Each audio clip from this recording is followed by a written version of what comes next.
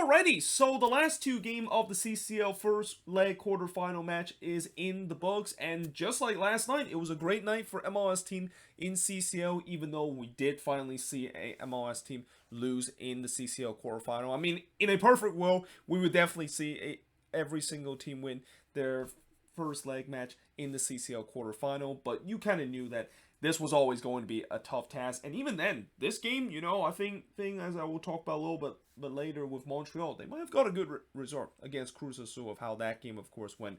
But let us actually talk about the first game, which is New England versus Pumas. And this game was kind of almost a carbon copy of the game between the Sounders and Leon, where, for a long time, Seattle was stuck at that 2-0 lead, and eventually they got that third goal. Well, New England, their problem was that they were stuck at that 1-0 lead for a very long time, and it seems like they kind of let Pumas into this game a little bit and almost let Pumas a chance to tie the game up and have a big advantage having in the second leg, but eventually they got their act together.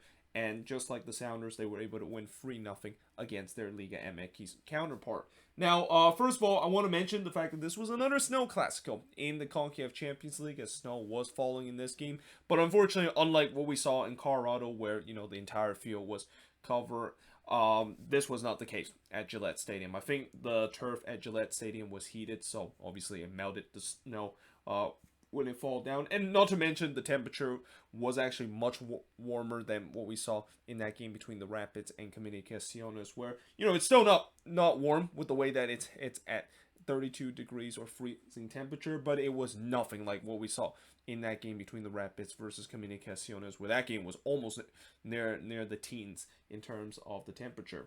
Now, early on, the Raps was definitely on the front foot. Jones went through on goal and actually round the keeper, but could not quite put that one in before Bo puts it wide from 22 yards out. But then in the 19th minute, Legit would score from Heel and Jones to make it 1-0 in favor of the Revs, though I feel like the Pumas goalkeeper, Talavera, he should have done better in terms of that. And, one thing that I will say about MLS team playing at home, and especially playing at home in a snowy condition against a Liga MX team or even a Central America team, is the fact that they have the advantage with the way that their Liga MX counterpart has never really got through this kind of condition before. And I think for Talavera, that was probably his first time actually playing in the snow, and he definitely had a lot of trouble in terms of dealing with that. I mean, I feel like if this was not in a snowy condition, he probably would have saved that, because I know from what I heard from Pumas fans, he's a very decent goalkeeper. But that's one that you feel like he of course should have saved. But New England wouldn't care because they were leading 1-0 up to that point. Hio had a chance to make it 2-0, but he blasted that one into the stands. It was all New England early in this game. In fact, the first shot for Pumas didn't came until the 27th minute, as Dinino hits it straight to Earl Edwards. Buxa then missed a sitter in the back post. I mean, Buxa had a couple of early looks in this game.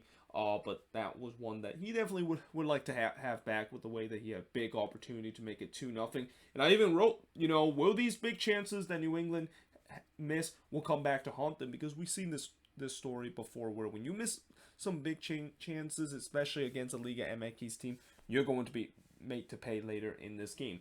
Bo then missed wide on the volley from 12 yards out in the 43rd minute. The shots were 8-1 in favor of the Refs at the halftime, but yet the scoreline still shows only 1-0 in favor of New England. In the second half, Bo, he came close to give the Refs a second goal as he struck the post from long range. I mean, to tell you how hard that Bo basically hit that ball that hits the post. Like, when the ball actually hits the post, you can definitely see the snow that was covered on the post basically fell down. I mean, that's how hard that ball smacked the post there. But in the 56th minute, it looked like New England got that second goal, as Bo was able to put one on target, but unfortunately the goal was disallowed for offside there, and this time they actually didn't go to VAR to see. It was pretty obvious that was an offside decision, and I think it was offside against Bo. But then fast forward in the 70th minute, Edwards, who had a relatively quiet night tonight in terms of making save, he actually had to make a big save here to Robert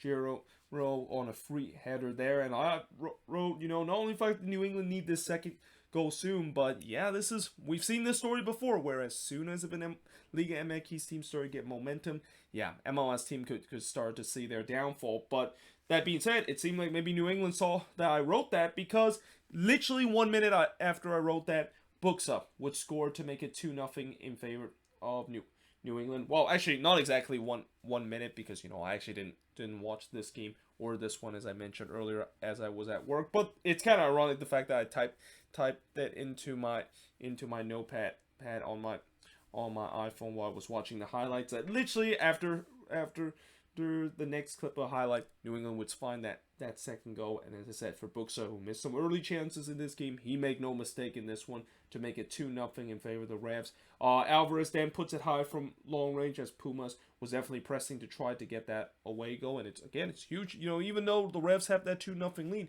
they need to get that third goal and make sure to keep that clean sheet, so that, if Pumas does get one back and the score ends 2-1, Pumas actually still has the advantage, with them only needing one goal, and they can move on into the next round. But instead, the next goal came from New England again, and again, it's Buxa scoring from Carlos Gil, and actually spelled Gil name wrong here.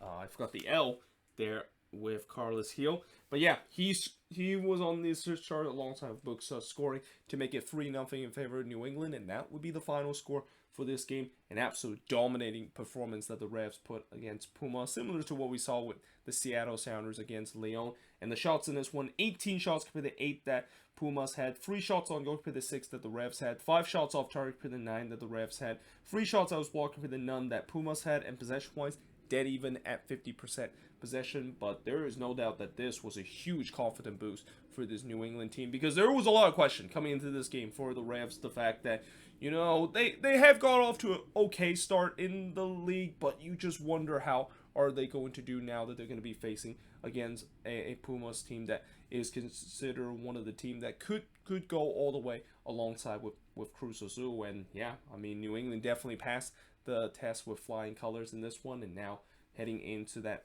return leg down in Mexico City, they have a big opportunity to, kind of find the same situation that Seattle is in, where even if they do concede 1 or 2 goals in that one, they'll still move on, as long as they don't lose by more than a 3-goal margin. Well, as long as they don't actually not a 3-goal margin, but more like a 4-goal margin in the next leg, then they of course would move on. But I will also reiterate what I said yesterday in that game between the Sounders and Leon, is the fact that I still don't fully want to just say that, yeah, New England of course is going to be moving on into the semifinal, because you don't want to get hopes up in terms of CCL and MLS team, because they always find, I just feel like there always is going to be something dramatically bad happen to MLS team. But let's just hope that's not going to be the case for the Revs in the second leg, and they just realize that, in the next game they still need to, of course, put on a similar performance like they did in this one to get the job done to move on into the semifinal. But now moving on in terms of the last match of the first leg action in the quarterfinal of the CONCACAF Champions League is Cruz Azul versus Montreal. And like I said, if there was a game that is the least likeliest for an MLS team to move on, this is definitely going to be the matchup. But even then, I know at the end of the day Montreal did lose this game, but consider how this game went. Montreal is probably very happy the fact that they were able to escape the Azteca only down 1-0 heading into the second leg, because this was all Cruz Azul in this game. This was probably, I talked about how New England pretty much dominated Pumas, and then also the Sounders did the same thing against Leon. This was probably really almost similar to that, but yet this was a game where, if you're a Cruz Azul fan, you will definitely be very frustrated coming out of this game with the way that, yes, you won this one, but you basically let Montreal kind of in the same position that they were heading into the second leg against Santos, where there's still belief that they can, of course, come back into this one. And those missed chances that Cruz Azul had, we'll see whether or not if that's going to come back to haunt them in the second leg.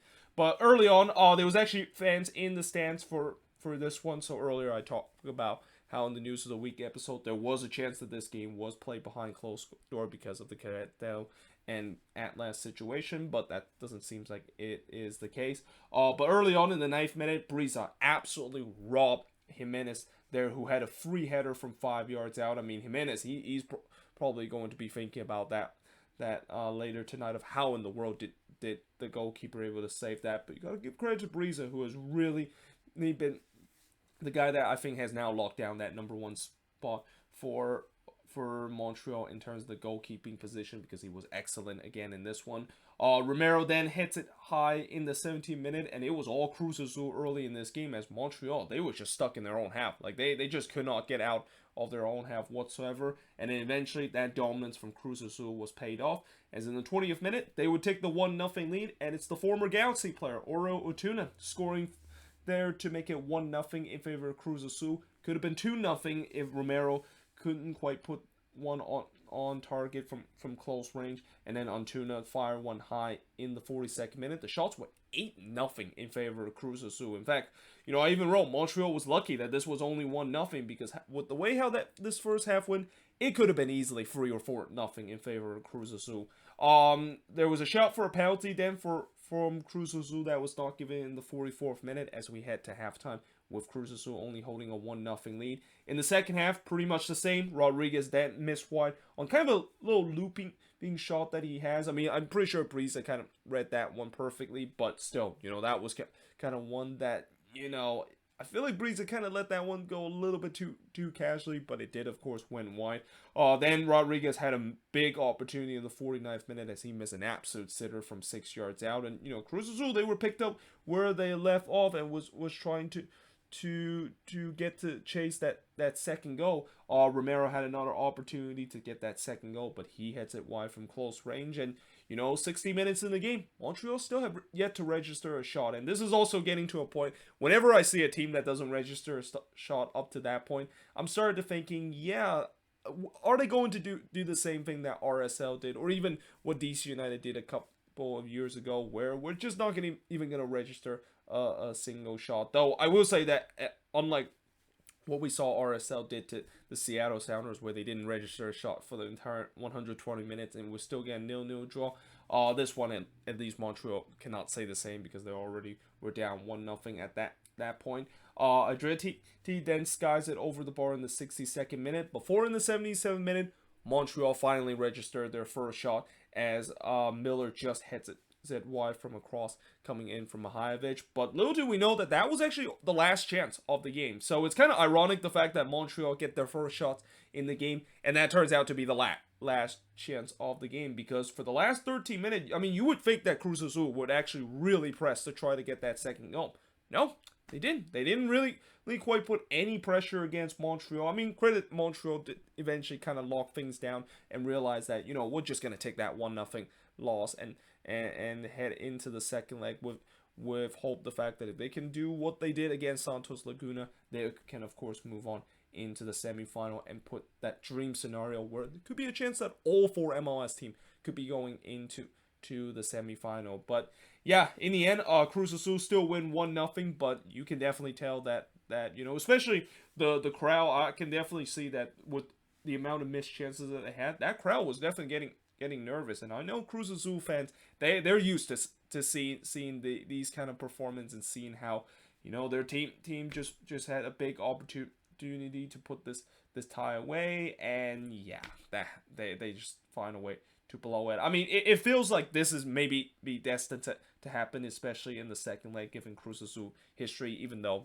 I know they did win the Liga MX title not long ago. But yeah, the shots in this one absolutely lopsided. It was 19 shots compared to just 1 that Montreal has. 2 shots on goal compared to none that Montreal has. 1 shot off target compared to 12 that Cruz Azul has. 5 shots that was blocked compared to none that Montreal has. And possession-wise, 53% possession compared to 47% possession that Montreal has. And for Montreal, at least one thing that they'll say is that yes, Cruz Azul really put a firing squad in front of us, but at the end of the day, when you look at the shots on goal, only 2 that was on target, and that you can maybe say that only one of them, Breeza, really had to make an incredible save, which is the one in the 9th minute where he robbed Jimenez, who had a free header. So yeah, I think Cruz Azul, this is an example of the fact that no matter how many shots you put, if you don't put it on target, yeah, you're not going to score a lot of goals. But there you have it. That is pretty much it for the review of both of these games. And, like I said, heading into the second leg, pretty much all 4 MLS team is in a good position to move on into the semifinal. But I don't want to jinx it. I mean, I don't want to jinx it because I've seen this story before where MLS team get into a good position and free space, of course, happen once again. So let's just hope that's not going to be the case as we head into the second leg, which I believe is going to be next week. But until then, hope you guys enjoyed this video. If you do, make sure you guys leave a like, smash the subscribe button. Let me know in the comments below what do you think of both of these games. And yeah, I, of course, will see you guys